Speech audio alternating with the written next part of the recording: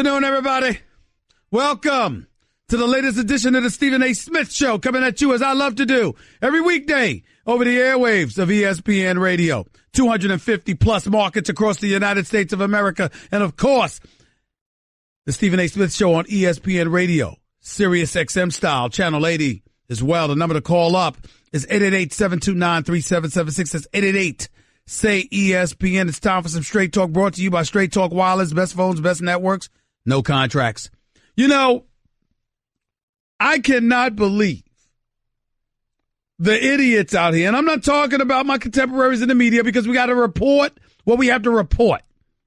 So if you got the media out there and the New England Patriots swearing that Tom Brady has hurt his right hand, that Tom Brady walking around a little slinky may not be ready, or he's not going to be 100%, he's not going to be ready for the AFC Championship game to go up against the Jacksonville Jaguars and that vaunted defense. Anybody who believes that nonsense, I got some swampland in East Rutherford, New Jersey to sell to you. I mean, can we really spare me? I can't believe that I am compelled to start off my radio show by bringing up something that I don't even consider news. Because I got news for you. It's very simple to me, ladies and gentlemen. If Tom Brady was really hurt, do you think Bill Belichick would ever let us know? Do you think Bill Belichick would ever let the Jacksonville Jaguars know? I mean, it's just such an utterly ridiculous storyline that a five-time champion who's been to 7 Super Bowls, who's played through a myriad of nicks and knacks throughout his career, whose team obviously is in position for the 7th consecutive time. They are just 60 minutes away from a Super Bowl appearance. And I'm supposed to be worried that Tom Brady might have hurt his pinky. Really? Really? I mean, come on now. I don't have time for this nonsense. I'm obligated to report it. It is ESPN. It is the worldwide leader. This is the news that is circulating. And I guess we have to discuss it. See, this is the reason why I have suddenly politicked for knowing I will never get to be a commentator on Monday Night Football. This is the reason. Because see, I'm the type of person, I'd be the Jeff Van Gundy of Monday Night Football. I'd be going off like, please, why are we wasting time? Why are we wasting time with this non-story? I could be in a booth. I can see myself in a booth now with another color commentator and a play-by-play guy. Can we move on? Are we really supposed to take this seriously? That Tom Brady has hurt himself. He's hurt his hand. Oh, my Lord. Tom Brady's not going to be able to go. Oh, stop it. It's a waste of time. Now, me personally, I would prefer to elevate myself and be gifted enough where I would warrant comparisons to the late, great Howard Cosell, God rest his soul. But I ain't that damn lucky. And I digress from the bigger point. The bigger point is there's no story here. Tom Brady will be ready Sunday. The Jacksonville Jaguars, even with their elite defense, courtesy of Jalen Ramsey talking smack, their defense in Jacksonville might be in a little bit of trouble. Unless you're one of those people that believe what Max Kellerman believes, that, you know, Tom Coughlin, formerly of the New York Giants, now a VP with the Jacksonville Jaguars, will have this team ready, even though he ain't the damn coach. Believe what you want. Believe what you want. I would remind everybody that the Jacksonville Jaguars, with the vaunted number 2 overall defense, did surrender 35 points to the Pittsburgh Steelers last Sunday. I remind everybody about that. I know they scored 45. Or the Pittsburgh Steelers scored 42, rather. But 35 points legitimately were surrendered by Jacksonville's defense. I'd like to remind everybody of that reality, just in case you forgot. To make sure we get that out of the way. It's very important. Number to call, as always, is 888-729-3776. That's 888-SAY-ESPN. Plus, you can catch me on my Twitter handle at Stephen A. Stephen A. Smith, rather. And, of course, on Facebook, it's Stephen A. as well. This is the one thing. You know, we talk about this, and we talk about Tom Brady and the New England Patriots. We need to talk about who's gone. We need to talk about the Pittsburgh Steelers, too. Because, see, news is circulating and percolating in the streets of New York City, in case y'all missed it. Todd Haley, the former offensive coordinator for the Pittsburgh Steelers, essentially unceremoniously dismissed yesterday by Mike Tomlin, is on the market. And because the Steelers had a top 3 offense, And I believe that Todd Haley, with all due respect, has been railroaded by Big Ben Roethlisberger, because if the quarterback wanted him to stay, Todd Haley would still be there as the offensive coordinator. Let's call it what it is. The quarterback coach is going to be elevated to the offensive coordinator, Mr. Randy Fichtner. He is a guy that gets along very, very well with Big Ben Roethlisberger. I'm sick and tired of hearing these damn stories.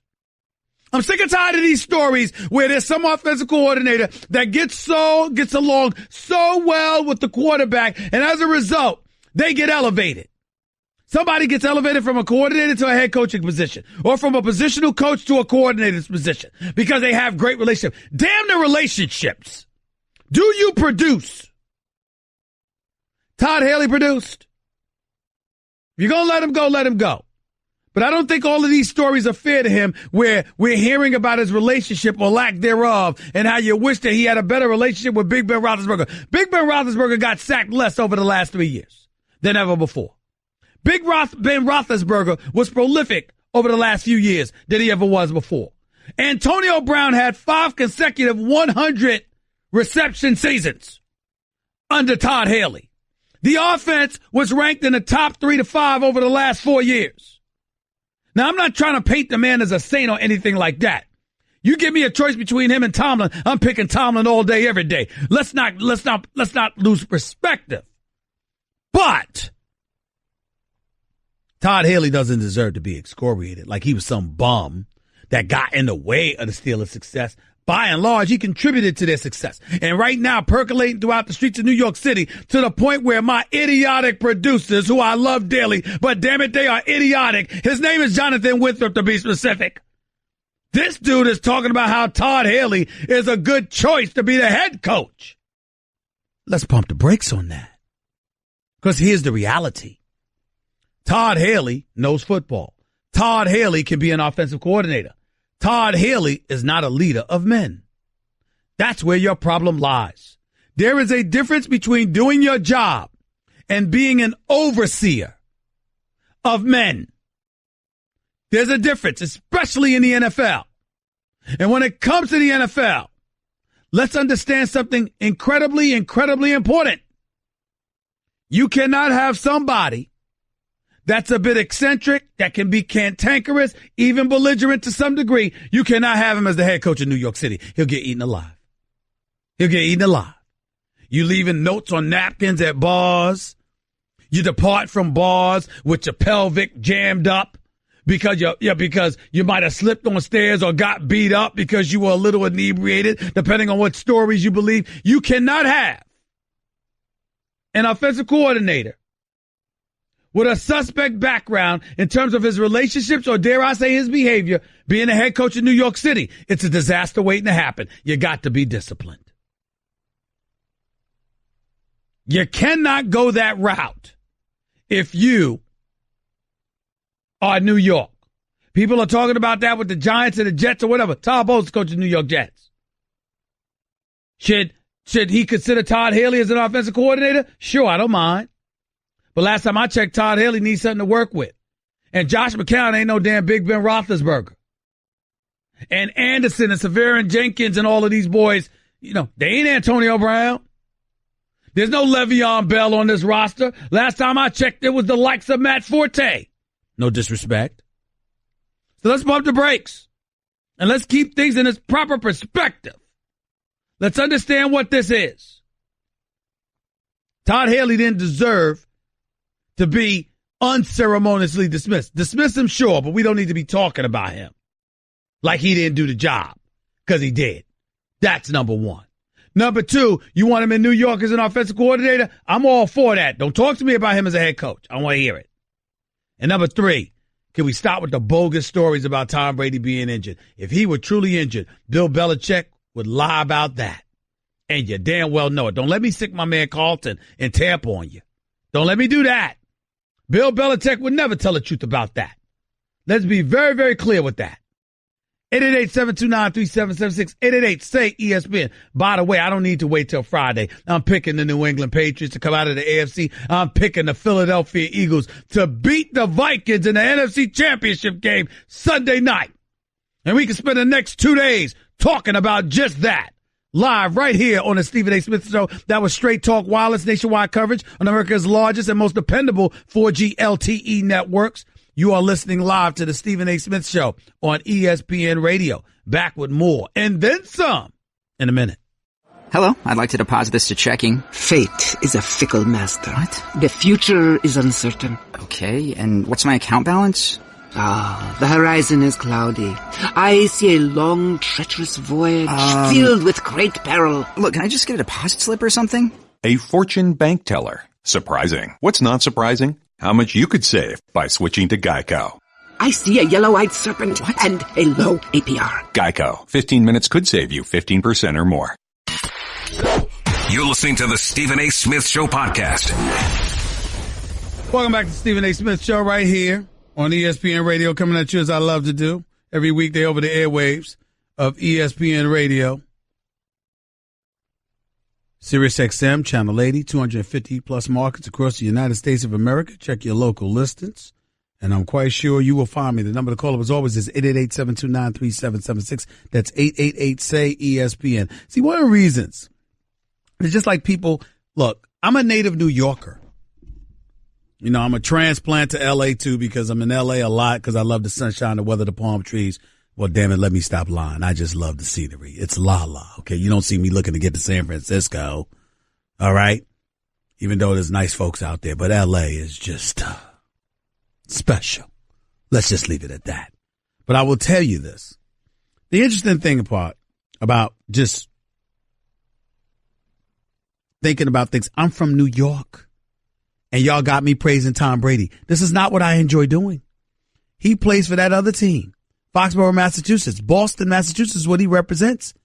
I'm a New Yorker. I don't enjoy praising him, but I must be honest. 66,000 yards passing in his career. 66,000. 488 touchdowns, just 160 interceptions. A career quarterback rating of 97.6. This year, at age 40, 4,577 yards passing, 32 touchdowns, 8 interceptions, a 13-3 record. A candidate for league MVP honors. And oh, by the way, the man is 196-55 as a starting quarterback. And y'all are talking to me about Tom Brady? I mean, look, what do you want me to say? Tom Brady is sensational. Can we stop acting like we don't know? Can we stop acting like we don't know? He's that gifted. He's that gifted. And by the way, do y'all realize that with the exception of his injury in 2008 in the first game of the season, for the 2008 season, do y'all realize that the only games that Tom Brady has missed throughout his entire career since 2002 is the 4-game suspension he's received last year for Deflategate? The man doesn't miss games. He doesn't miss games. And y'all are telling me he hurt his hand handing the ball off to one of those runners in practice, that Tom Brady's going to miss the AFC Championship game? Or Tom Brady's in danger? Stop. Stop wasting my time. Y'all are almost wasting my time as much as these damn referees in the NBA are wasting my time. And I'll get to them in just a little while. Don't you worry about that. 888-729-3776 is 888-SAY-ESPN. Let's go to the phones. Brian and Cali, you're live with Stephen A. Talk to me. How's it going, Stephen A? Thanks for taking my call. All right, go ahead, man.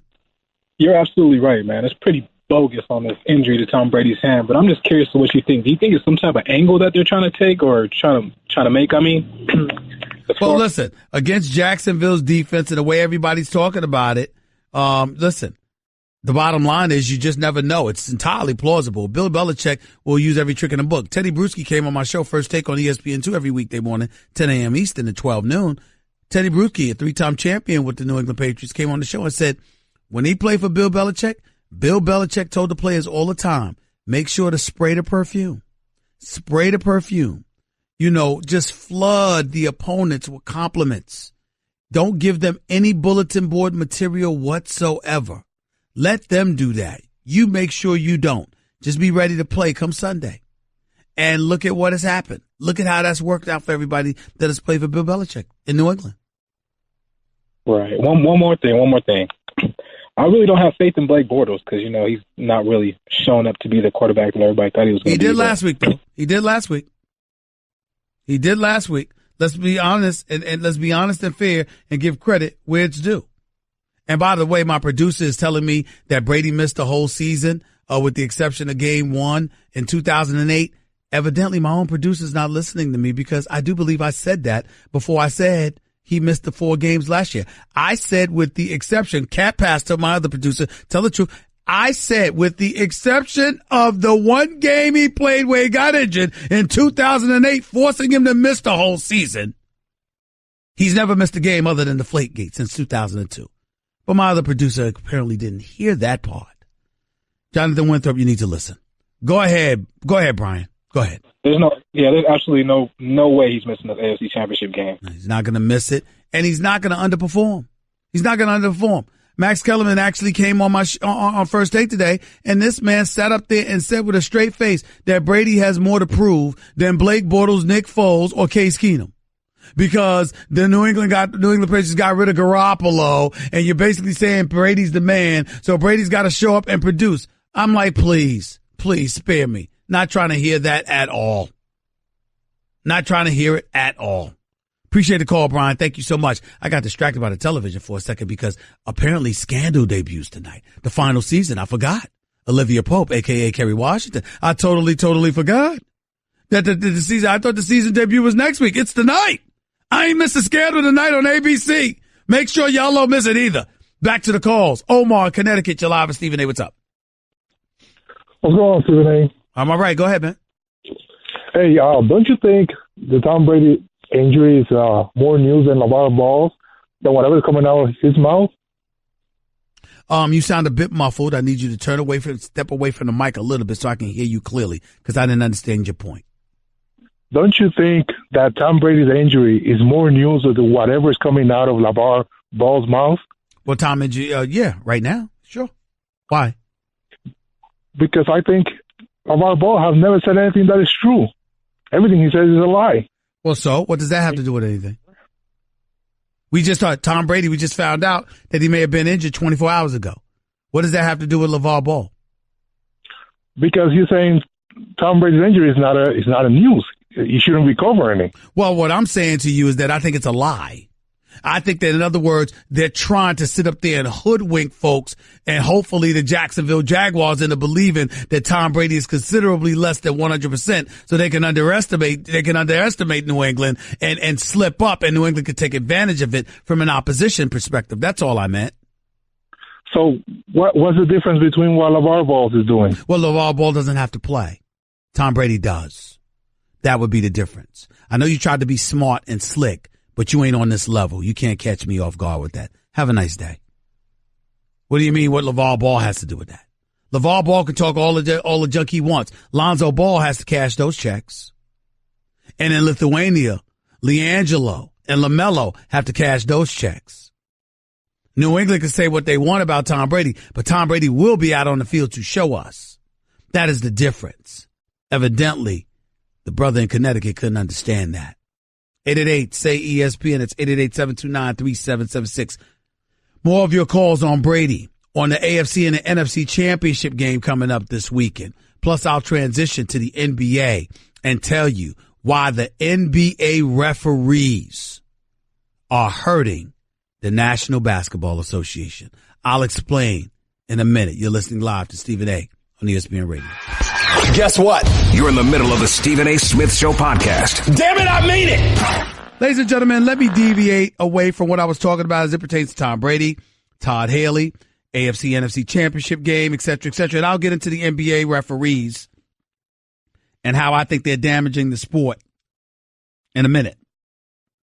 But I had to deviate away because of a serious issue. I wanted to bring this up because it's necessary. And in all fairness to one of my producers, my board op that was playing the song, Living in America. James Brown, it's fun listening to him. One of the greatest singers ever. It was fun listening to that song before when Apollo Creed was entering the ring in Rocky IV before Drago destroyed him and killed him in a movie, of course. But on a serious level, no laughing matter. The song is appropriate because Living in America makes you think only in America. And only in America could this happen. Could this even the thought of this could even happen. We have a serial sex abuser and a gymnastics coach, former gymnastics coach at Michigan State University. His name is Larry Nassar. This is an individual that is so heinous. He's already been sentenced to 60 years in jail regarding charges pertaining to child pornography.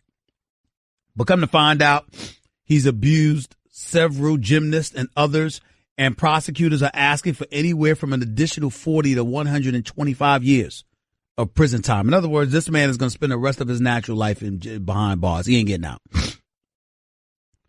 Listen to this story that was just published by CNN. Serial sexual abuser Larry Nassar accused the judge presiding over his case of conducting a 4-day sentencing media circus for her own benefit, according to a letter read aloud in court Thursday. Quote, she wants me to sit in the witness box next to her for all 4 days so the media cameras will be directed toward her, Nassar wrote in the letter, according to the reading by Judge Rosemary Aquilina. After reading parts of the letter, the judge defended her role in conducting the victim impact statements. Nassar, the former renowned doctor for USA Gymnastics, pleaded guilty to 7 counts of criminal sexual conduct in Ingham County in Michigan. As part of his sentencing, about 100 victims in all are expected to speak in court about his abuse and the impact it has had on their lives. As of Thursday morning, just over 50 victims had spoken already, often in personal and powerful terms. Nassar told Aquilina that the letter was cathartic and was written prior to appearing in court. When I wrote that, it was before I came here, okay? It was a stress. As it says at the end, it was like a cathartic. You know what I mean? It was meant for a cry for community mental health. That's what Larry Nassar is saying. In the letter, he said he was worried about his own mental state and his ability to handle the continued victim impact. Quote, I'm very concerned about my ability to be able to face witnesses this next 4 days mentally, he wrote. He also wrote that he passed out twice in the morning of his federal sentencing. Aquilina said, if I pass out, she'll have the EMTs revive me and then prop me up in the witness box, Nassar wrote, according to Aquilina. The judge said Nassar's letter was mumbo jumbo and delusional. This isn't worth the paper it's written on. There's no truth in here. It's delusional, she said. You need to talk about these issues with a therapist. Contrary to CNN's headline, I'm not a therapist, she said, referring to an article describing her empathetic demeanor toward the victims as they gave their statements. Ladies and gentlemen, a man that was a sexual predator that sexually molested children and others, and the victims span more than 100, is saying that he should not have to be subjected to sitting in court and listening to their stories over 4 days. It's a mental health issue for him. Ladies and gentlemen, only in America. That dude deserves to be under. I know this ESPN is a Walt Disney Network, but I got to say it at least once. He needs to be thrown under the jail with the damn sodomites. That's right, I said it. He needs to be subjected to what he subjected people to at least 100 times over. I don't even think the devil would have sympathy for him. That's how bad and despicable of a human being this man is. He deserves what he gets. Matter of fact, I'd stretch it out to an additional 4 days just because I got the letter. That's what I'd do. Man's a despicable, disgusting human being. He'll spend the rest of the natural life in jail, and I hope it lasts a very, very long time. Death is too easy for him. Too easy. 888-729-3776. 888-SAY-ESPN. Your calls in more in a minute. You're listening live to Stephen A. on ESPN Radio.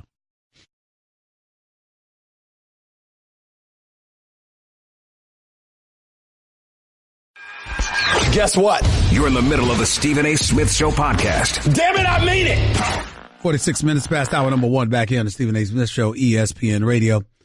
Get the feeling of being rewarded with gold status at Shell with the Fuel Rewards program. Download the Fuel Rewards app, join and start saving 5 cents a gallon today.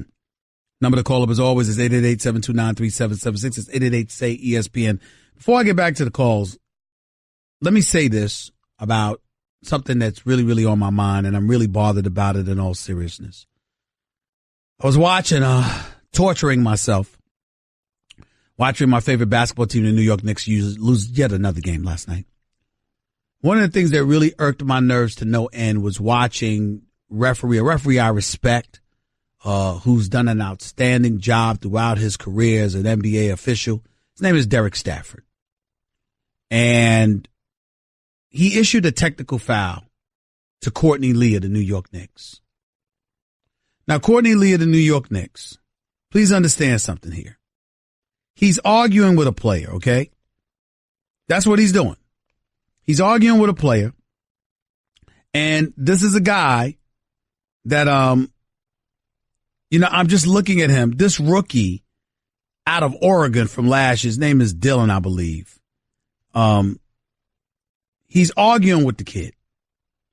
The kid grabs, nothing flagrant, nothing demonstrative, but the kid, grabs his arm. He flails him off. The kid rips on the back of his jersey. He nudges him during a jump ball. The referee stops. The two are talking to each other, and he gives Courtney Lee a technical foul. Courtney Lee is like, what did I do? What did I do? And Derek Stafford ultimately issues a statement talking about inappropriate language. Really? Now, you got to understand something, ladies and gentlemen. I have no problem with an official that wants to tee you up because you're speaking very demonstrably and disrespectfully so towards the official. I have no problem with an official who's warning guys excessively because he's fearful that a fight might break out and he wants to reel that in, take control of the game. We understand that. We truly, truly do. The Joey Crawfords of the world and others throughout NBA history. We get it. We understand. But we are living in a day and age right now where LeBron James, the greatest player in the world, clearly box office, has been ejected. Steph Curry, the greatest shooter in the world, a 2-time league MVP and a 2-time champion, has been ejected for a game. Russell Westbrook, arguably the most exciting player in the NBA, a superstar, the greatest athletic point guard we've ever seen, is getting ejected. Kevin Durant, one of the top 2 players on the planet Earth, as far as I'm concerned, is getting ejected. And nobody's thinking anything about it. And then when the Clippers and the Houston Rockets get into it at the Staples Center the other day, and that follows up by Aaron Aflalo swinging on an Orlando Magic the other day, we want to talk about image issues. Has anybody taken into consideration that the NBA officials may be culprits in all of this? Because maybe if you weren't so eager and willing to give out texts like they're a bag of Skittles, and you're throwing dudes out of the game that people pay their hard-earned money to come and see, maybe the NBA wouldn't be having questions about an image issue, which, by the way, I think is bogus. These guys do a tremendous job. The players, in terms of their community work, their social activism, etc. The NBA as a league has done a good job. The NBA officials do a highly credible job of officiating this game, even though they make mistakes from time to time. But my God, you're just going to throw guys out of the game or issue texts and think nobody notices? That gives Joe Public out there an excuse to label these players as problems. How long do you think it's going to be before people start looking at the players and going like this? Well, we really, really have to address this. I mean, my God, maybe Stephen A., they should be in anger management class. I mean, my Lord. Hockey players punching people in the face and hitting them with slapstick shots. Pucks flying everywhere. Crashing into the glass. Baseball players, clubhouses and dugouts are emptying. Brawls are taking place on the baseball field. We'll manage ourselves. A basketball player has bad breath. A football player takes a knee, and oh my God, Armageddon has arrived. Don't get me started on that. But my real overlying point, as it pertains specifically to NBA officials, is you don't recognize that we live in a different day and age? You don't recognize the fact that when you are so willing to give out texts and eject people from game, that contributes to the league's reputation being sullied? You don't get that? You don't understand that? The NBA officials are just as responsible as the players and the coaches and the league office to uphold and help build the brand that is the NBA. You got a meeting coming up in Los Angeles with Michelle Roberts, the executive director of the NBA Players Association, with Chris Paul, the president of the association. And I don't give a damn about me getting on Chris Paul the other day about his leadership role and that stuff that took place in LA at the Staples Center. That's one incident. That doesn't take away from the character that this man has and how good of a person he is and how consummate of a professional he is and how great of a player he is. And Michelle Roberts is a good woman. So the NBA referees that want to sit down and talk to her and Chris Paul, God bless you. But you can't look at them and put it on the players to uphold the league and absolve yourself from responsibility and culpability in that regard. You have just as much of a responsibility to uphold the league. You ain't separate and apart from the league. If you are an official, you have an obligation, just like the players, to conduct yourself accordingly. What about when this guy, Courtney Kirkland, was butting heads with Sean Livingston? I watched that. Sean Livingston didn't instigate that headbutt scenario. That was Kirkland who did that. You're an official, for Christ's sakes. And as far as I'm concerned, nobody has said this, so I'm going to say this. These NBA officials are starting to get like the Major League Baseball officials, where you instigating and antagonizing players. It ain't right. We don't pay to see y'all. And I'm not saying they're always wrong, because that's irresponsible and false. What I'm saying is you don't have to be as excessive as you've been sometimes and so eager to give out texts and throw people out of games. It ain't right, and it contributes to the negative publicity that the league gets with its players, and it ain't right. You got an obligation to uphold the standard too. Somebody need to say it, so damn it, I did. NBA officials do not get a pass on this. Hour number 2 up next. That's just a sample of what